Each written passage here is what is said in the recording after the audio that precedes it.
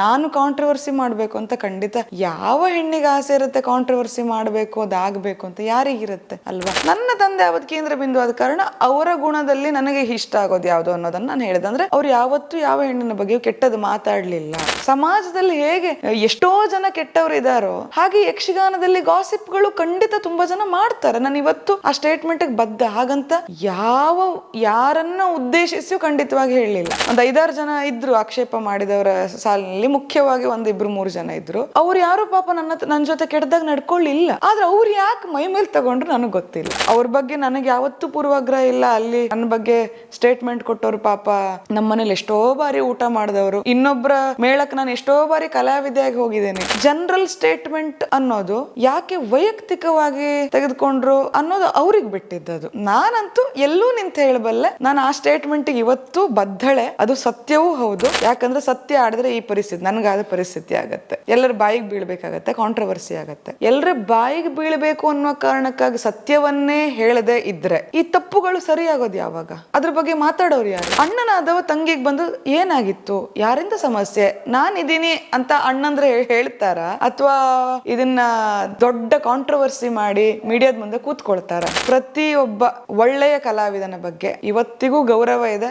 ನಾನು ತಲೆ ಬಗ್ಗೆಯೇ ನಡ್ಕೊಳ್ತೀನಿ ಅವರಿಗೆ. ಯಕ್ಷಗಾನಕ್ಕೆ ಒಂದು ಶಾಸ್ತ್ರೀಯ ಸ್ಥಾನಮಾನ ಸಿಗಬೇಕು ಅನ್ನೋದು ನನ್ನ ಮೊದ್ಲಿಂದ ಒಂದು ಒತ್ತಾಸೆ. ಅದು ನಾನು ತುಂಬಾ ತುಂಬಾ ತುಂಬಾ ಅದ್ರ ಬಗ್ಗೆ ಕನಸು ಕಾಣೋಳು. ನಾನು ವೈಯಕ್ತಿಕಗಳು ಏನಿದ್ರು ಅದನ್ನ ಬದಿಗಿಟ್ಟು ಯಕ್ಷಗಾನದ ಬೆಳವಣಿಗೆಗೆ, ಯಕ್ಷಗಾನದ ಶಾಸ್ತ್ರೀಯ ಸ್ಥಾನಮಾನಕ್ಕೆ ನಾವೆಲ್ಲರೂ ಸೇರಿ ಏನ್ ಮಾಡ್ಲಿಕ್ಕಾಗತ್ತೆ ಅದನ್ನ ಮಾಡೋಣ ಅಂತ ನಾನು ಇವತ್ತಿಗೂ ಅದನ್ನ ಕೇಳ್ಕೊಳ್ತೀನಿ ಎಲ್ರ ಹತ್ರ. ಈಗ ನಾನು ಸೈಕಾಲಜಿಸ್ಟ್, ನಾನು ಸೈಕಾಲಜಿ ಅಧ್ಯಯನ ಮಾಡಿದವಳು. ನಾನೇ ನೋಡಿದ್ದೀನಿ ಎಷ್ಟೋ ಜನ ಅವ್ರ ಜೀವನ ತೆಕ್ಕೊಂಡವ್ರು ಇದ್ದಾರೆ, ಅವ್ರ ಜೀವಕ್ಕೆ ಹಾನಿ ಮಾಡ್ಕೊಂಡವ್ರು ಇದ್ದಾರೆ. ಹೇಳಲಿಕ್ಕೆ ಬೇಜಾರಾಗತ್ತೆ ಇಂಥದ್ದನ್ನ. ಅಂದ್ರೆ ಎಷ್ಟೋ ಹೊರಗಾದ ಗಾಯಗಳನ್ನ ತೋರಿಸ್ಬೋದು ಜನರಿಗೆ, ನೋಡಿ ಇಷ್ಟು ದೊಡ್ಡ ಗಾಯ ಆಗಿದೆ ಅಂತ. ಮನಸ್ಸಿಗಾದ ಗಾಯ ಅದನ್ನ ತೋರಿಸ್ಲಿಕ್ಕೆ ಆಗಲ್ಲ. ಖಂಡಿತವಾದಿ ಲೋಕ ವಿರೋಧಿ ಅಂತ ಒಂದು ಮಾತಿದೆ. ಇನ್ನೂ ಒಂದು ಇದು ಸತ್ಯ, ಪರಮ ಸತ್ಯ. ಈಗ ಕಾಂಟ್ರವರ್ಸಿ ಮಾಡಬೇಕು ಅಂತ ಮಾಡೋದು ಬೇರೆ, ಕಾಂಟ್ರವರ್ಸಿ ಆಗಿ ಹೋಗೋದು ಬೇರೆ. ನಾನು ಕಾಂಟ್ರವರ್ಸಿ ಮಾಡಬೇಕು ಅಂತ ಖಂಡಿತ ಯಾವ ಹೆಣ್ಣಿಗೆ ಆಸೆ ಇರುತ್ತೆ? ಕಾಂಟ್ರವರ್ಸಿ ಮಾಡಬೇಕು, ಅದಾಗಬೇಕು ಅಂತ ಯಾರಿಗಿರುತ್ತೆ ಅಲ್ವಾ? ಮತ್ತೆ ಕಾಂಟ್ರವರ್ಸಿ ಮಾಡಿದವರು ಅಥವಾ ಅದ್ರ ಬಗ್ಗೆ ಪಾಸಿಟಿವ್ ಆಗಿ ಮಾತಾಡಿದವರು ಇದ್ದಾರೆ, ನೆಗೆಟಿವ್ ಆಗಿ ಮಾತಾಡಿದವರು ಇದ್ದಾರೆ. ನಾನು ಖಂಡಿತ ಎರಡನ್ನೂ ಸ್ವೀಕಾರ ಮಾಡ್ತೀನಿ. ನನಗೆ ಅದರಲ್ಲಿ ಯಾವ ಆಕ್ಷೇಪವೂ ಇಲ್ಲ, ಅವ್ರವ್ರ ಭಾವಕ್ಕೆ ತಕ್ಕಾಗೆ. ಆದರೆ ನಾನು ಸ್ಪಷ್ಟತೆ ಏನು ಕೊಡಬೇಕು ಅಂತಂದರೆ, ಇಲ್ಲಿ ಸಾಮಾಜಿಕ ಜವಾಬ್ದಾರಿ ಇದ್ದ ಕಾರಣ ನಾನು ಆ ವಿಷಯವನ್ನು ಅಲ್ಲಿ ಹೇಳಿದೆ ಸ್ಟೇಜಲ್ಲಿ. ಅದೇ ಸಾಮಾಜಿಕ ಜವಾಬ್ದಾರಿ ಇದ್ದ ಕಾರಣ ಅದಕ್ಕೆ ನಾನು ಸ್ಪಷ್ಟತೆಯನ್ನು ಹೇಳಬೇಕಾಗತ್ತೆ. ಆವತ್ತು ನಾನು ಮಾಡಿದ ಭಾಷಣ ಇಷ್ಟೇ, ಅದನ್ನು ಕೇಳಿದವರಿಗೆ ಕ್ರಿಸ್ಟಲ್ ಕ್ಲಿಯರ್ ಆಗಿ ಅರ್ಥ ಆಗುತ್ತೆ. ನನ್ನ ತಂದೆಯ ಪುಸ್ತಕ ಬಿಡುಗಡೆಯ ಸಮಾರಂಭ, ನನ್ನ ತಂದೆಯ ಕೇಂದ್ರ ಬಿಂದುವಲ್ಲಿ, ಅಲ್ಲಿ ನನಗೊಂದು ಮಾತಾಡ್ಲಿಕ್ಕೊಂದು ಸಂಘಟಕರು ಮಾಡಿಕೊಟ್ಟ ಅವಕಾಶ. ತಂದೆ ಅವರು ಕಾರ್ಯಕ್ರಮ ಇಟ್ಕೊಂಡಿದ್ದಲ್ಲ, ಅವರು ಅಲ್ಲಿ ಭಾಗವಹಿಸಿದ್ದಾರೆ. ಕೇಂದ್ರ ಬಿಂದು ಅವರು, ಸಂಘಟಕರು ಬೇರೆ. ನನ್ನ ಹತ್ರ ಮಾತಾಡ್ಲಿಕ್ಕೆ ಹೇಳಿದಾಗ ಖಂಡಿತ ನಾನು ಅಫ್ಕೋರ್ಸ್ ಕೇಂದ್ರ ಬಿಂದು ತಂದೆ ಅಂತ ಅಂದಾಗ ತಂದೆಯವ್ರ ಬಗ್ಗೆ ಮಾತಾಡಬೇಕಲ್ವ ನಾನು. ಒಂದದು. ಆಮೇಲೆ ನನ್ನ ತಂದೆಯವರಲ್ಲಿ ನಾನು ಏನು ವಿಶೇಷತೆಗಳನ್ನು ಕಂಡಿದ್ದೇನೆ, ಮಗಳಾಗಿ ನಾನು ಹೇಳಿದ್ದೇನೆ ಅಷ್ಟೇ. ಬಿಟ್ಟರೆ ಯಾವ ಪೂರ್ವಾಗ್ರಹವೂ ನನಗೆ ಆವತ್ತೂ ಇಲ್ಲ, ಇವತ್ತಿಗೂ ಇಲ್ಲ. ನನ್ನ ತಂದೆಯವ್ರ ಜಾಗದಲ್ಲಿ ಬೇರೆ ಯಾವುದಾದ್ರೂ ಕಲಾವಿದರು ಕುಳಿತಿದ್ರು ಅವರ ವಿಶೇಷತೆ ಏನು, ಅವರ ವ್ಯಕ್ತಿತ್ವದಲ್ಲಿ ನನಗಿಷ್ಟ ಏನು ಅನ್ನೋದನ್ನು ಖಂಡಿತ ಹೇಳ್ತಿದ್ದೆ ನಾನು. ನನ್ನ ತಂದೆ ಅವತ್ತು ಕೇಂದ್ರ ಬಿಂದು ಆದ ಕಾರಣ ಅವರ ಗುಣದಲ್ಲಿ ನನಗೆ ಇಷ್ಟ ಆಗೋದು ಯಾವುದು ಅನ್ನೋದನ್ನು ನಾನು ಹೇಳಿದೆ. ಅಂದರೆ ಅವ್ರು ಯಾವತ್ತೂ ಯಾವ ಹೆಣ್ಣಿನ ಬಗ್ಗೆ ಕೆಟ್ಟದ್ದು ಮಾತಾಡಲಿಲ್ಲ. ಅವರು ಮಾತಾಡಲಿಲ್ಲ ಅಂದ ತಕ್ಷಣ ಬೇರೆಯವ್ರು ಎಲ್ಲರೂ ಮಾತಾಡಿದ್ದಾರೆ ಅಂತ ಅರ್ಥ ಅಲ್ಲ. ನನಗೆ ನನ್ನ ಅಪ್ಪನಲ್ಲಿ ಆ ಗುಣ ಇಷ್ಟ ಅಂತ ಅರ್ಥ ಒಂದು. ಇನ್ನೊಂದು ಏನು ಅಂತಂದರೆ, ಇದೇ ಶಬ್ದವನ್ನು ಬಳಸಿ ಹೇಳಿದೆ, ನನ್ನ ಅಪ್ಪ ಯಾವತ್ತೂ ಒಳ್ಳೆ ಕಲಾವಿದ ಆಗದಿದ್ದರೆ ಯಾವ ಊರು ಹಾಳು ಬೀಳೋದಿಲ್ಲ, ಒಳ್ಳೆ ಮನುಷ್ಯ ಆಗದಿದ್ದರೆ ತುಂಬ ನಷ್ಟ ಆಗುತ್ತೆ ಸಮಾಜಕ್ಕೆ ಅಂತ ಹೇಳ್ತಾರೆ. ಇದನ್ನು ಅವರು ಹಾಗೆ ಅನುಸರಿಸ್ಕೊಂಡು ಬಂದಿದ್ದಾರೆ. ನಾನು ಎಷ್ಟೋ ಸಾರಿ ಚೌಕಿಯಲ್ಲಿ ನೋಡಿದ್ದಿದೆ, ಎಷ್ಟೋ ಕಲಾವಿದರು ಹೆಣ್ಣು ಮಕ್ಕಳ ಬಗ್ಗೆ ಗಾಸಿಪ್ ಮಾಡ್ತಾರೆ ಅನ್ನುವ ಮಾತು. ಗಾಸಿಪ್ ಮಾಡ್ತಾರೆ ಎಷ್ಟೋ ಜನ ಕಲಾವಿದರು ಅಂತ ಹೇಳಿದ್ದೀನಿ. ಎಷ್ಟೋ ಜನ ಕಲಾವಿದರು ಅಂತ ಅಂದರೆ ಅಷ್ಟೂ ಜನ ಕಲಾವಿದರು ಅಂತ ಅರ್ಥ ಆಗಲ್ಲ ಅಲ್ವಾ? ಯಾಕಂದರೆ ಸಮಾಜ ಇದು, ಸಮಾಜದಲ್ಲೇ ಇರುವವರು ಯಕ್ಷಗಾನ ಕಲಾವಿದರು, ಅವರು ಹೊರತಾದವರು ಅಲ್ಲ. ಸಮಾಜದಲ್ಲಿ ಹೇಗೆ ಎಷ್ಟೋ ಜನ ಕೆಟ್ಟವರು ಇದ್ದಾರೋ ಹಾಗೆ ಯಕ್ಷಗಾನದಲ್ಲಿ ಗಾಸಿಪ್ಗಳು ಖಂಡಿತ ತುಂಬ ಜನ ಮಾಡ್ತಾರೆ. ನಾನು ಇವತ್ತು ಆ ಸ್ಟೇಟ್ಮೆಂಟಿಗೆ ಬದ್ಧ. ಹಾಗಂತ ಯಾರನ್ನ ಉದ್ದೇಶಿಸಿಯೂ ಖಂಡಿತವಾಗಿ ಹೇಳಲಿಲ್ಲ. ಇಲ್ಲಿ ತಪ್ಪು, ಅದರ ಅರ್ಥ ಏನು ಅಂತ ಅಂದರೆ, ತಪ್ಪು ಮಾಡ್ತಾ ಇರುವವರಿದ್ರೆ, ಹೆಣ್ಮಕ್ಳ ಬಗ್ಗೆ ಗಾಸಿಪ್ ಮಾಡುವವರಿದ್ರೆ ಇನ್ನು ಮುಂದೆ ಅದನ್ನು ಮಾಡದೆ ಅವರು ಸರಿ ಮಾಡಿಕೊಳ್ಳಿ ಅನ್ನೋದು ನನ್ನ ಮೆಸೇಜ್ ಅದಕ್ಕೆ, ಅಲ್ವಾ? ಇದನ್ನು ವೈಯಕ್ತಿಕವಾಗಿ ಯಾಕೆ ತೆಗೆದುಕೊಂಡ್ರು ಗೊತ್ತಿಲ್ಲ. ನನ್ನ ಬಗ್ಗೆ ಆಕ್ಷೇಪ ಮಾಡಿದವರು ಇರ್ಬೋದು, ಪಾಪ ಆಕ್ಷೇಪ ಮಾಡಿದವರು ಅಷ್ಟು ಜನ ಅಲ್ಲಿ ಹೋಗಿ ಒಂದು 5-6 ಜನ ಇದ್ದರು ಆಕ್ಷೇಪ ಮಾಡಿದವರ ಸಾಲಿನಲ್ಲಿ. ಮುಖ್ಯವಾಗಿ 1-2-3 ಜನ ಇದ್ದರು. ಅವ್ರು ಯಾರು ಪಾಪ ನನ್ನ ಜೊತೆ ಕೆಟ್ಟದಾಗ ನಡ್ಕೊಳ್ಳಿಲ್ಲ. ಆದರೆ ಅವ್ರು ಯಾಕೆ ಮೈ ಮೇಲೆ ತಗೊಂಡ್ರು ನನಗೆ ಗೊತ್ತಿಲ್ಲ. ಅವ್ರು ಯಾರು ಯಾವತ್ತೂ ಕೆಟ್ಟದಾಗ ನನ್ನ ಹತ್ರ ನಡ್ಕೊಳ್ಳಿಲ್ಲ. ಬೇರೆಯವ್ರ ಬಗ್ಗೆ ನಂಗೆ ಗೊತ್ತಿಲ್ಲ. ನನ್ನ ಹತ್ರ ಪ್ರಾಮಾಣಿಕವಾಗಿ ಅವ್ರು ಯಾರೂ ಕೆಟ್ಟದಾಗ ನಡ್ಕೊಳ್ಳಿಲ್ಲ. ಆದರೆ ಅವ್ರು ಯಾಕೆ ಅವರು ವೈಯಕ್ತಿಕವಾಗಿ ತಗೊಂಡ್ರು ನನಗೆ ಇವತ್ತಿಗೂ ಆಶ್ಚರ್ಯ ಅನ್ನಿಸ್ತಿದೆ. ಅದಕ್ಕೆ ಉತ್ತರ ಗೊತ್ತಿಲ್ಲ. ಇನ್ನು ಏನು ಅಂತ ಅಂದರೆ, ಸತ್ಯವನ್ನು ಯಾವತ್ತಿದ್ರೂ ಒಪ್ಕೊಳ್ಳೇಬೇಕು. ಕಲಾವಿದರು ಎಲ್ಲರೂ ದೇವರು, ನಾವೇನೂ ತಪ್ಪೇ ಮಾಡೋದಿಲ್ಲ, ನಮ್ಮಿಂದ ಏನು ಮಿಸ್ಟೇಕ್ ಆಗಲ್ಲ, ನಾವು ಯಾರ ಬಗ್ಗೆಯೂ ಮಾತಾಡಲ್ಲ ಅಂತಂದರೆ ಶುದ್ಧ ಸುಳ್ಳು ಇದು, ಅಲ್ವಾ? ಯಾರ ಬಗ್ಗೆ ಕಲಾವಿದರು ಬಿಡಿ ಸ್ವಾಮಿ, ಈ ನಮ್ಮ ಸಂಬಂಧಿಕರಲ್ಲೇ ಎಷ್ಟು ಜನ ನಮ್ಮ ಬಗ್ಗೆ ಮಾತಾಡಲ್ಲ? ಎಷ್ಟೋ ಜನ ಮಾತಾಡ್ತಾರೆ ಅಂತ ತಕ್ಷಣ ಎಲ್ಲರೂ ಹಾಗೆ. ಈಗ ನನ್ನ ಎದುರಿಗೆ ಯಾವುದೋ ಒಬ್ಬ ವ್ಯಕ್ತಿ, ಪ್ರಪಂಚದಲ್ಲಿ ಎಷ್ಟು ಜನ ಕೆಟ್ಟವರಿದ್ದಾರೆ, ಹೆಚ್ಚಿನ ಜನ ಮೋಸ ಮಾಡುವವರೇ ಅಂತ ಒಬ್ಬ ವ್ಯಕ್ತಿ ನನ್ನ ಎದುರಿಗೆ ಹೇಳ್ದ ಅಂತ ಇಟ್ಕೊಳ್ಳಿ. ನಾನು ಹೋಗಿ ವಿರೋಧ ಮಾಡ್ತೀನ, ನನಗೆ ಯಾಕೆ ನೀನು ಹಾಗೆ ಹೇಳಿದೆ ಅಂತ ನಾನು ಕೇಳ್ತೀನ? ಯಾಕಂದ್ರೆ ನನಗೆ ಭರವಸೆ ಇದೆ, ನಾನೇನು ಕೆಟ್ಟದ್ದು ಮಾಡಲಿಲ್ಲ, ನಾನು ಮೋಸ ಮಾಡಲಿಲ್ಲ ಅಂತ ನನಗೆ ಭರವಸೆ ಇದೆ. ಅವ್ರು ಹೇಳಿದ್ದು ಎಷ್ಟೋ ಜನ ಅಂತ ಹೇಳಿದ್ದಾರೆ. ಸೊ ಎಷ್ಟೋ ಜನರ ಸಾಲಲ್ಲಿ ನಾನು ಹೋಗಿ ನಿಲ್ಲೋದಿಲ್ವಲ್ಲ. ನಾನು ಅದ್ರ ಬಿಟ್ಟು ಒಂದಿಷ್ಟು ಒಳ್ಳೆಯರು ಅಂತ ಇದ್ದಾರಲ್ಲ, ನಾನು ಆ ಕ್ಯಾಟಗರಿಯಲ್ಲಿ ಇದ್ದವಳು ಅಂತ ನನ್ನ ಮನಸ್ಸಿಗೆ ಗೊತ್ತಿದೆ. ಆದ್ದರಿಂದ ನಾನು ಹೋಗಿ ಅವ್ರನ್ನ ಯಾಕೆ ವಿರೋಧ ಮಾಡಬೇಕು? ಪರ್ಟಿಕ್ಯುಲರ್ಲಿ ನೀನು ಮೋಸ ಮಾಡಿದೀಯಾ, ನೀನು ಕೆಟ್ಟವಳು ಅಂತ ಹೇಳಿದಾಗ ನಾನು ವಿರೋಧ ಮಾಡ್ತೀನಿ ಖಂಡಿತವಾಗಿ. ನಾನು ಏನು ಮಾಡಿದ್ದೀನಿ ಅಂತ ಕೇಳ್ತೀನಿ, ಪ್ರಶ್ನೆ ಮಾಡ್ತೀನಿ. ಅಥವಾ ಎಲ್ಲರೂ ಕೆಟ್ಟವ್ರು ಪ್ರಪಂಚದಲ್ಲಿ ಅಂತ ಹೇಳಿದ್ರೆ ನಾನು ಕೇಳ್ತೀನಪ್ಪ, ನನ್ನನ್ನು ಹೇಗೆ ನೀ ಎಲ್ಲರೂ ಸಾಲಲ್ಲಿ ಸೇರಿಸಿದೆ ಕೇಳ್ತೀನಿ. ಆದರೆ ಎಷ್ಟೋ ಜನ ಪ್ರಪಂಚದಲ್ಲಿ ಕೆಟ್ಟವರಿದ್ದಾರೆ ಅಂತಂದಾಗ ನಾನಾಗಿ ಯಾಕೆ ಹೋಗ್ತೀನಿ? ಕೆಟ್ಟದ್ದು ಮಾಡದೇ ಇರೋ ನಾನು ಯಾಕೆ ಕೇಳ್ತೀನಿ, ಅಲ್ವಾ? ಅದು ಅವ್ರಿಗೆ ಗೊತ್ತಿದೆ, ಅವ್ರು ಯಾಕೆ ಕಾಂಟ್ರವರ್ಸಿ ಮಾಡಿದರು. ಯಾಕಂದರೆ ಅವ್ರ ಬಗ್ಗೆ ನನಗೆ ಯಾವತ್ತೂ ಪೂರ್ವಾಗ್ರಹ ಇಲ್ಲ. ಅಲ್ಲಿ ನನ್ನ ಬಗ್ಗೆ ಸ್ಟೇಟ್ಮೆಂಟ್ ಕೊಟ್ಟವರು ಪಾಪ ನಮ್ಮನೇಲಿ ಎಷ್ಟೋ ಬಾರಿ ಊಟ ಮಾಡಿದವರು, ಇನ್ನೊಬ್ಬರ ಮೇಳಕ್ಕೆ ನಾನು ಎಷ್ಟೋ ಬಾರಿ ಕಲಾವಿದೆಯಾಗಿ ಹೋಗಿದ್ದೇನೆ. ಅವ್ರು ಯಾಕೆ ಆ ಥರ ಅಂದ್ಕೊಂಡ್ರು, ಯಾಕೆ ಸ್ಟೇಟ್ಮೆಂಟ್ ಕೊಟ್ಟರು ನನಗೆ ಇವತ್ತಿಗೂ ಗೊತ್ತಿಲ್ಲ. ನನಗೆ ಅವರಿಗೆ ಯಾವತ್ತೂ ಪೂರ್ವ ದ್ವೇಷ ಇಲ್ಲ. ನನಗೆ ಅವರು ಯಾರಿಗೂ ಜಗಳ ಆಗಿದ್ದಿತ್ತಿಲ್ಲ. ಆದರೆ ಜನರಲ್ ಸ್ಟೇಟ್ಮೆಂಟ್ ಅನ್ನೋದು ಯಾಕೆ ವೈಯಕ್ತಿಕವಾಗಿ ತೆಗೆದುಕೊಂಡ್ರು ಅನ್ನೋದು ಅವ್ರಿಗೆ ಬಿಟ್ಟಿದ್ದದು. ನಾನಂತೂ ಎಲ್ಲೂ ನಿಂತು ಹೇಳಬಲ್ಲೆ, ನಾನು ಆ ಸ್ಟೇಟ್ಮೆಂಟಿಗೆ ಇವತ್ತು ಬದ್ಧಳೆ, ಅದು ಸತ್ಯವೂ ಹೌದು. ಹಾಗಂತ ಅದ್ರಲ್ಲಿ ಒಳ್ಳೆಯವರೇ ಇಲ್ಲ, ನನ್ನಪ್ಪ ಮಾತ್ರ ಒಳ್ಳೆಯವರು ಅನ್ನೋದು ನನ್ನ ಮಾತಿನ ಅರ್ಥವೇ ಅಲ್ಲ. ಅಂಥ ಶಬ್ದಗಳನ್ನು ನಾನು ಹಾಕಲೂ ಇಲ್ಲ. ಆ ಭರವಸೆ ನನಗಿದೆ. ಇವತ್ತು ಎಷ್ಟು ಜನ ಕಲಾವಿದರು ಪಾಪ ತುಂಬ ಪ್ರೀತಿಯಿಂದ ನೋಡ್ಕೊಂಡವರಿದ್ದಾರೆ. ಮಗಳ ಹಾಗೆ, ತಂಗಿ ಹಾಗೆ. ಗೋಪಾಲಾಚಾರ್ಯ ತೀರ್ಥಹಳ್ಳಿಯವರು ಇರ್ಬೋದು, ಯಾಜಿಯವರು ಇರ್ಬೋದು, ಅಥವಾ ಸುರೇಶ್ ಶೆಟ್ಟಿಯವರು ಇರ್ಬೋದು, ರಾಘವೇಂದ್ರ ಮಯ್ಯ ಅವರು ಇರ್ಬೋದು. ಎಷ್ಟು ಜನ ಪ್ರೀತಿಯಿಂದ ನೋಡಿಕೊಂಡು, ತುಂಬ ಜನ ಇದೆ. ನನ್ನ ಹೆಸರು ಬಿಟ್ಟೋಗಿದೆ, ಇನ್ನೂ ತುಂಬ ಜನ ಇದ್ದಾರೆ, ಹೆಸರು ಬಿಟ್ಟೋಗಿರ್ಬೋದು. ಬೇಡ, ನಾನು ಜಲವಳ್ಳಿಯವ್ರ ಮೇಳಕ್ಕೆ ಹೋದಾಗಲೇ ನನಗೆ ಯಾವತ್ತೂ ಯಾವ ಕೆಟ್ಟ ಅನುಭವ ನನಗೆ ಯಾವತ್ತೂ ಆಗಲಿಲ್ಲ. ನಾನು ಇವತ್ತಿಗೂ ಅವರೆಲ್ಲರನ್ನು ತುಂಬ ಗೌರವದಲ್ಲೇ ನೋಡ್ತಾ ಇದ್ದೀನಿ. ಯಾಕಂದರೆ ಅವ್ರು ನಂಗೆ ಯಾವತ್ತೂ ಪಾಪ ಯಾರೂ ತೊಂದರೆ ಮಾಡಲಿಲ್ಲ. ನನಗೆ ಬೇಜಾರಾಗಿದ್ದೇನು ಅಂತಂದರೆ ಅವ್ರು ಯಾಕೆ ಅವ್ರಿಗೆ ತಾಗಿಸ್ಕೊಂಡ್ರು ಅನ್ನೋದೇ ನನಗೆ ಬೇಜಾರು. ಇರಲಿ, ಅದು ಅವ್ರಿಗೆ ಬಿಟ್ಟಿದ್ದು, ತೊಂದರೆ ಇಲ್ಲ.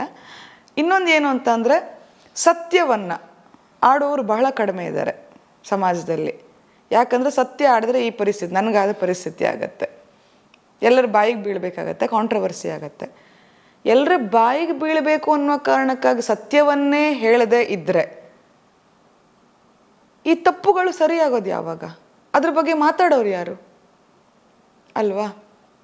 ಆದ್ದರಿಂದ ನಾನು ಮುಂದೂ ಹೀಗೆ ಇರೋದು, ಹಿಂದೂ ಹೀಗೆ ಇದ್ದೆ. ನನ್ನ ತಪ್ಪಿದೆಯಾ, ನನ್ನ ಹತ್ರ ಹೇಳಿ, ಅದನ್ನ ಕಾಂಟ್ರವರ್ಸಿ ಮಾಡೋ ಅಗತ್ಯ ಇಲ್ಲ. ನನ್ನ ತಪ್ಪು ಅಂತ ಈಗ ನನ್ನನ್ನು ಆಕ್ಷೇಪ ಮಾಡಿದಂಥ ಕಲಾವಿದರು ಪಾಪ ಅವತ್ತು ನಮ್ಮ ಕಾರ್ಯಕ್ರಮದಲ್ಲಿ, ಅದರಲ್ಲಿ ಮೇನಾಗಿ ನನ್ನನ್ನು ಆಕ್ಷೇಪ ಮಾಡಿದಂತಹ ಕಲಾವಿದರು ಅವತ್ತು ನಮ್ಮ ಪುಸ್ತಕ ಬಿಡುಗಡೆ ಕಾರ್ಯಕ್ರಮದಲ್ಲಿ ಇದ್ದರು.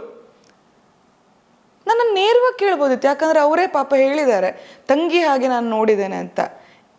ಯಾ ಯಾವ ಅಣ್ಣ ತಂಗಿ ಹತ್ರ ನೇರವಾಗಿ ಮಾತಾಡುವ ಅವಕಾಶ ಇರೋದಿಲ್ಲ ಹೇಳಿ. ನೇರವಾಗಿ ನನ್ನ ಪ್ರಶ್ನೆ ಮಾಡಿದ್ರೆ ಅಥವಾ ತಂಗಿ ನೀನು ಹೇಳಿದ್ದು ಸರಿ ಇಲ್ಲ, ಯಾಕೆ ಹೀಗೆ ಹೇಳಿದಂತ ಒಂದು ಮಾತು ಕೇಳಿದರೆ ಖಂಡಿತವಾಗಿ ಶಂಕರಣ್ಣ ನಂದು ಈ ಥರ ಸಮಸ್ಯೆ ಅಥವಾ ಈ ಥರ ಆಗಿತ್ತು, ಅಥವಾ ಇದು ನನಗೊಬ್ಬಳಿಗೆ ಅಂತಲ್ಲ, ಬಹುತೇಕ ಹೆಣ್ಮಕ್ಳಿಗೆ ಆಗುವಂಥದ್ದು, ಇದು ಖಂಡಿತ ಯಾರೋ ಒಬ್ಬರನ್ನು ಉದ್ದೇಶಿಸಿ ಹೇಳಿದ್ದಲ್ಲ ಅಂತ ಒಂದೋ ಕ್ಲಾರಿಫಿಕೇಶನ್ ಕೊಡ್ತಿದ್ದೆ. ಇಲ್ಲ, ಅಣ್ಣ ಅನ್ನುವ ಸ್ಥಾನವನ್ನು ಒಬ್ರಿಗೆ ಕೊಟ್ಟ ಮೇಲೆ ಅಥವಾ ಅವ್ರು ನನ್ನ ತಂಗಿ ಅಂತ ಅಂದ್ಕೊಂಡಾಗ ತಂಗಿಗೆ ಏನು ಸಮಸ್ಯೆ ಆಗಿತ್ತು ಅನ್ನೋದು ಸಾಮಾನ್ಯವಾಗಿ ಎಲ್ಲ ಅಣ್ಣಂದ್ರು ಬಂದು ಕೇಳುವಂಥ ಪ್ರಶ್ನೆ. ಈಗ ಒಬ್ಬ ತಂಗಿಗೆ ಸಮಸ್ಯೆ ಆದಾಗ ಬಂದು ನಿಲ್ಲುವವ ಯಾರು? ಅಣ್ಣ ಅಲ್ವಾ? ಈ ಥರ ಒಂದು ಜನರಲ್ ಆಗಿ ಒಂದು ಈ ಥರ ಸಮಸ್ಯೆಗಳಿದೆ, ಸಾರ್ವತ್ರಿಕ ಸಮಸ್ಯೆ ಇದು, ನಂಗೊಬ್ಬಳಿಗೆ ಅಂತ ನಾನು ಹೇಳ್ಕೊಂಡಿಲ್ಲ. ಸಾರ್ವತ್ರಿಕ ಸಮಸ್ಯೆ ಇದ್ದಾಗ ಅಣ್ಣನಾದವ ತಂಗಿಗೆ ಬಂದು ಏನಾಗಿತ್ತು, ಯಾರಿಂದ ಸಮಸ್ಯೆ, ನಾನಿದ್ದೀನಿ ಅಂತ ಅಣ್ಣಂದ್ರೆ ಹೇಳ್ತಾರ ಅಥವಾ ಇದನ್ನ ದೊಡ್ಡ ಕಾಂಟ್ರವರ್ಸಿ ಮಾಡಿ ಮೀಡಿಯಾದ ಮುಂದೆ ಕೂತ್ಕೊಳ್ತಾರ ಅಲ್ವಾ? ಅದರಿಂದ ತೊಂದರೆ ಇಲ್ಲ, ಅದು ಅವ್ರಿಗೆ ಬಿಟ್ಟಿದ್ದು. ಯಾರು ವೇಷ ಮಾಡಲಿ ಮಾಡದೇ ಇರಲಿ, ನನಗೆ ಪ್ರತಿಯೊಬ್ಬ ಒಳ್ಳೆಯ ಕಲಾವಿದನ ಬಗ್ಗೆ ಇವತ್ತಿಗೂ ಗೌರವ ಇದೆ. ನಾನು ತಲೆ ಬಗ್ಗಿಯೇ ನಡ್ಕೊಳ್ತೀನಿ ಅವರಿಗೆ. ಕಲೆ ಇನ್ನು ಯಕ್ಷಗಾನ ನನಗೆ ಜೀವವನ್ನು ಕೊಟ್ಟಿದೆ, ಜೀವನ ಕೊಟ್ಟಿದೆ. ಅದ್ರ ಬಗ್ಗೆ ನನ್ನ ಕೊನೆ ಉಸಿರು ತನಕನೂ ನನಗೆ ಪ್ರೀತಿ ಇದೆ, ಅದೇ ಗೌರವ ಇದೆ, ಭಕ್ತಿ ಇದೆ. ಇನ್ನು ಇಂತಹ ಕಾಂಟ್ರವರ್ಸಿಗಳನ್ನು ಸತ್ಯಕ್ಕಾಗಿ ಸತ್ಯ ಹೇಳಿದ್ರೆ ಎರಗುತ್ತಾರೆ ಅನ್ನೋ ಸತ್ಯ ನನಗೆ ಗೊತ್ತಿಲ್ವ? ನನಗೆ ಗೊತ್ತು. ಅದಕ್ಕೆ ಹೆದರ್ಕೊಂಡು ಸತ್ಯವನ್ನು ಆಡದೆ ಕೂತ್ಕೊಳ್ಳೋಳು ನಾನಲ್ಲ. ಆಡಲಿ, ಹೇಳಲಿ, ಏನು ನನ್ನ ಯಕ್ಷಗಾನದಿಂದ ಕಂಪ್ಲೀಟಾಗಿ ದೂರ ಮಾಡ್ತಾರ? ಯಕ್ಷಗಾನ ಯಾರು ಒಬ್ಬರು ಸ್ವತ್ತಲ್ಲ. ನನಗೆ ವೇಷ ಮಾಡ್ಲಿಕ್ಕೆ ಬಿಡಿದ್ರೆ ನೋಡ್ಲಿಕ್ಕೆ ಹೋಗಿ ಕೂತ್ಕೋತೀನಪ್ಪ ನಾನು, ನನಗೇನು ತೊಂದರೆ ಅಲ್ವಾ? ಅದರಿಂದ ನನಗೆ ಸಮಸ್ಯೆ ಇಲ್ಲ ಅದರಿಂದ. ಮತ್ತು ಅವರವರ ನಿರ್ಧಾರಗಳು ಅವರವರ ವೈಯಕ್ತಿಕ, ಅದ್ರ ಬಗ್ಗೆ ನಂದು ಯಾವ ವಿರೋಧವೂ ಇಲ್ಲ. ಇನ್ನು ಆ ಕಾಂಟ್ರವರ್ಸಿಯನ್ನು ಮುಂದುವರಿಸ್ಲಿಕ್ಕೆ ನನಗೆ ಸಮಯವೂ ಇಲ್ಲ, ಅದರ ಅಗತ್ಯವೇ ನನಗಿಲ್ಲ, ಅದರಲ್ಲಿ ಆಸಕ್ತಿಯೂ ನನಗಿಲ್ಲ. ಯಾಕಂದರೆ ನಾನು ಏನಾದರೂ ಒಳ್ಳೆಯದನ್ನು ಕೊಡಬೇಕು, ಯಾಕಂದರೆ ಯಕ್ಷಗಾನದಿಂದ ತುಂಬ ಪಡ್ಕೊಂಡಿದ್ದೀನಿ ನಾನು. ಇಷ್ಟು ನಾನು ಪಡ್ಕೊಂಡಿರುವಾಗ ಒಂದು ಕಿಂಚಿತ್ತು ಒಂದು ಅಳಿಲು ಸೇವೆನೇ ಯಕ್ಷಗಾನಕ್ಕೆ ಮಾಡಬೇಕು ಅನ್ನೋ ಆಸಕ್ತಿ ನನಗಿದೆ. ಯಕ್ಷಗಾನಕ್ಕೆ ಒಂದು ಶಾಸ್ತ್ರೀಯ ಸ್ಥಾನಮಾನ ಸಿಗಬೇಕು ಅನ್ನೋದು ನನ್ನ ಮೊದಲಿಂದ ಒಂದು ಒತ್ತಾಸೆ. ಅದು ನಾನು ತುಂಬ ತುಂಬ ತುಂಬ ಅದ್ರ ಬಗ್ಗೆ ಕನಸು ಕಾಣೋಳು ನಾನು. ನನ್ನ ಕನಸು ಇನ್ನೂ ಹಾಗೆ ಮುಂದುವರಿಯುತ್ತೆ. ಆದ್ದರಿಂದ ಇದಕ್ಕೆ ನಾನು ಎಲ್ಲ ಕಲಾವಿದರು, ಪ್ರೇಕ್ಷಕರು, ಸಂಘಟಕರು ಎಲ್ಲರಲ್ಲೂ ನಾನು ವಿನಂತಿಯನ್ನು ಮಾಡ್ಕೊಳ್ತೀನಿ. ವೈಯಕ್ತಿಕಗಳು ಏನಿದ್ರು ಅದನ್ನು ಬದಿಗಿಟ್ಟು ಯಕ್ಷಗಾನದ ಬೆಳವಣಿಗೆಗೆ, ಯಕ್ಷಗಾನದ ಶಾಸ್ತ್ರೀಯ ಸ್ಥಾನಮಾನಕ್ಕೆ ನಾವೆಲ್ಲರೂ ಸೇರಿ ಏನು ಮಾಡಲಿಕ್ಕಾಗತ್ತೆ ಅದನ್ನ ಮಾಡೋಣ ಅಂತ ನಾನು ಇವತ್ತಿಗೂ ಅದನ್ನ ಕೇಳ್ಕೊಳ್ತೀನಿ ಎಲ್ಲರ ಹತ್ರನೂ. ಪ್ರತಿಕ್ರಿಯೆ ಒಂದು, ಅವರ ಪುಸ್ತಕದ ಬಗ್ಗೆ ಅವರು ಸತ್ಯವನ್ನು ಹೇಳಿದ್ದಾರೆ, ಅದರಲ್ಲಿ ಅಥವಾ ಯಾರನ್ನೇ ಬೈಬೇಕು ಅನ್ನೋ ಪೂರ್ವಾಗ್ರಹವು ಅವರಿಗಿರಲಿಲ್ಲ. ನಡೆದ ಘಟನೆಗಳು, ಯಾಕಂದರೆ ಜೀವನ ಅನುಭವ ಕಥನ, ಅದು ಸುಳ್ಳು ಬರೀಲಿಕ್ಕಾಗಲ್ಲ. ಏನು ಅವರ ಅನುಭವಕ್ಕೆ ಬಂದಿದ್ದನ್ನು ಬರೆದಿದ್ದಾರೆ ಅವರು. ಯಾರ ವ್ಯಕ್ತಿತ್ವ ಚಿತ್ರಣ ಅಲ್ಲ, ಆ ಸಂದರ್ಭಕ್ಕೆ ಹೇಗಾಗಿತ್ತು ಅನ್ನೋದರ ಚಿತ್ರಣ ಮಾತ್ರ. ಯಾರ ಮೇಲೆ ವೈಯಕ್ತಿಕ ಹಲ್ಲೆ ಇಲ್ಲ. ಅವ್ರ ಜೊತೆಗೆ ಏನು ನಡೆದಿತ್ತು, ಈಗ ಅವ್ರ ಜೊತೆ ಒಂದು ಸಂದರ್ಭದಲ್ಲಿ ಒಂದು ಕಲಾವಿದ ಹೀಗೆ ನಡೆದುಕೊಂಡ ಅನ್ನೋದನ್ನು ಬರೆದಾಗ ಆ ನಡೆದುಕೊಂಡ ಕಲಾವಿದನ ವ್ಯಕ್ತಿತ್ವವೇ ಹಾಗೆ ಅಂತ ಅಲ್ಲ, ಆ ಸಂದರ್ಭದಲ್ಲಿ ಅವ್ರು ಹಾಗೆ ವರ್ತಿಸಿದ್ದಾರೆ ಅಂತ ಅರ್ಥ ಅಷ್ಟೇ. ಬಿಟ್ಟರೆ ಇದರಲ್ಲಿ ಯಾರನ್ನು ಕೆಳಗೆ ಹಾಕುವಂಥದ್ದು ಏನೂ ಇಲ್ಲ. ಒಂದು ಇನ್ನೊಂದೇನು ಅಂತಂದರೆ ಅಪ್ಪ ಅಂದರೆ ಅವ್ರು ಎಲ್ಲದಕ್ಕೂ ಸಿದ್ಧ, ನೇರವಾಗಿ ನನ್ನಲ್ಲಿ ಮಾತಾಡ್ಬೋದು. ಅಥವಾ ಇದು ನಾನು ಮಾಡಿದ ಕ್ರಿಯೆ, ಪುಸ್ತಕ ಅನ್ನೋದು ಅವ್ರು ಮಾಡಿದ ಕ್ರಿಯೆ, ಅದಕ್ಕೆ ಪ್ರತಿಕ್ರಿಯೆ ಕೊಡ್ತಾ ಇದ್ದಾರೆ. ಪ್ರತಿಕ್ರಿಯೆ ಕೊಡ್ಲಿಕ್ಕೆ ಎಲ್ರಿಗೂ ಅವಕಾಶ ಇದೆ, ಪ್ರತಿಕ್ರಿಯೆ ಕೊಡಲಿ, ಪಾಸಿಟಿವ್ ನೆಗೆಟಿವ್ ಪ್ರತಿಕ್ರಿಯೆ ಕೊಡೋದು ಪ್ರತಿಯೊಬ್ಬನಿಗೆ ಅದು ಅವಕಾಶ ಇದೆ, ಅದನ್ನು ಮಾಡಲಿ, ನನಗೆ ಯಾವ ಅಭ್ಯಂತರ ಇಲ್ಲ ಅಂತ ಹೇಳಿದ್ದಾರೆ ಅವರು. ಇನ್ನೂ ಒಂದು ಮುಖದಲ್ಲಿ ನೋಡ್ಲಿಕ್ಕೆ ಹೋದರೆ ಸ್ಟ್ರಾಂಗ್ ಇರೋರು ಪಾಪ ಹೇಗೋ ಮ್ಯಾನೇಜ್ ಮಾಡ್ತಾರೆ ಇಂಥ ಕಾಂಟ್ರವರ್ಸಿಗಳಾದಾಗ, ಕಷ್ಟಗಳು ಬಂದಾಗ. ಎಲ್ಲರೂ ಒಂದೇ ಥರ ಮೈಂಡ್ ಇರಬೇಕು ಅಂತ ಇಲ್ವಲ್ಲ ಪಾಪ. ಎಷ್ಟೋ ಜನ ವೀಕ್ ಮೈಂಡೆಡ್ ಇರ್ತಾರೆ. ಏನೋ ಪಾಪ ನಾವಿದು ಮಾಡಬೇಕು ಅನ್ನೋ ಆಸೆಯನ್ನು ಇಟ್ಕೊಂಡು ಬಂದು ಏನೋ ಮಾಡ್ತಾ ಇರುವಾಗ ಆಲ್ ಆಫ್ ಅ ಸಡನ್ ಯಾವ ತಪ್ಪು ಇಲ್ಲದೆ ಅವ್ರ ಮೇಲೆ ಅಪವಾದಗಳು ಬಂದಾಗ ಎಷ್ಟು ಕುಗ್ಗಿ ಹೋಗ್ತಾರೆ ಅಂತಂದರೆ, ಈಗ ನಾನು ಸೈಕಾಲಜಿಸ್ಟ್, ನಾನು ಸೈಕಾಲಜಿ ಅಧ್ಯಯನ ಮಾಡಿದವಳು, ನಾನೇ ನೋಡಿದ್ದೀನಿ ಎಷ್ಟೋ ಜನ ಅವ್ರ ಜೀವವನ್ನು ತೆಕ್ಕೊಂಡವ್ರು ಇದ್ದಾರೆ, ಅವ್ರ ಜೀವಕ್ಕೆ ಹಾನಿ ಮಾಡ್ಕೊಂಡವ್ರು ಇದ್ದಾರೆ. ಹೇಳಲಿಕ್ಕೆ ಬೇಜಾರಾಗತ್ತೆ ಇಂಥದ್ದನ್ನು. ಅಂದರೆ ಎಷ್ಟೋ ಹೊರಗಾದ ಗಾಯಗಳನ್ನು ತೋರಿಸ್ಬೋದು ಜನರಿಗೆ, ನೋಡಿ ಇಷ್ಟು ದೊಡ್ಡ ಗಾಯ ಆಗಿದೆ ಅಂತ. ಮನಸ್ಸಿಗಾದ ಗಾಯ ಅದನ್ನು ತೋರಿಸ್ಲಿಕ್ಕಾಗಲ್ಲ, ಆದರೆ ಅದನ್ನ ಅನುಭವಿಸೋದು ಭಾರಿ ಕಷ್ಟ ಆಗುತ್ತೆ. ಎಷ್ಟು ಜನ ಸೂಸೈಡ್ ಮಾಡ್ಕೊಂಡವರಿದ್ದಾರೆ, ಅವ್ರ ಬಗ್ಗೆ ಸುಮ್ಮನೆ ಅಪವಾದಗಳು ಹುಟ್ಟಿದಾಗ ಆ ನೋವನ್ನು ಸಹಿಸ್ಲಿಕ್ಕೆ ಆಗೋದಿಲ್ಲ ಅವರಿಗೆ, ಯಾಕಂದರೆ ಪಾಪ ಅವ್ರ ಮೈಂಡೇ ವೀಕ್ ಆಗಿರುತ್ತೆ. ಆದ್ದರಿಂದ ಒಬ್ಬರ ಬಗ್ಗೆ, ಗಂಡಿರಲಿ ಹೆಣ್ಣಿರಲಿ, ಅವ್ರ ಬಗ್ಗೆ ಕಾಂಟ್ರವರ್ಸಿ ಮಾಡುವಾಗ ಅಥವಾ ಅವರ ಬಗ್ಗೆ ಏನೋ ಒಂದು ಷಡ್ಯಂತ್ರಗಳನ್ನು ಮಾಡುವಾಗ ತುಂಬ ಎಚ್ಚರಿಕೆ ಇಟ್ಕೊಳ್ಳಿ. ಪಾಪ ಜೀವ ಹೋಗುವಂಥ ಸಂದರ್ಭಗಳು ಬರುತ್ತೆ. ಹೋದ ಜೀವವನ್ನು ಯಾರ ಕೈಲಿ ತಗೊಂಡು ಬರಲಿಕ್ಕಾಗತ್ತೆ ವಾಪಸ್, ಅಲ್ವಾ? ಆದ್ದರಿಂದ ತುಂಬ ಯೋಚನೆ ಮಾಡಬೇಕು.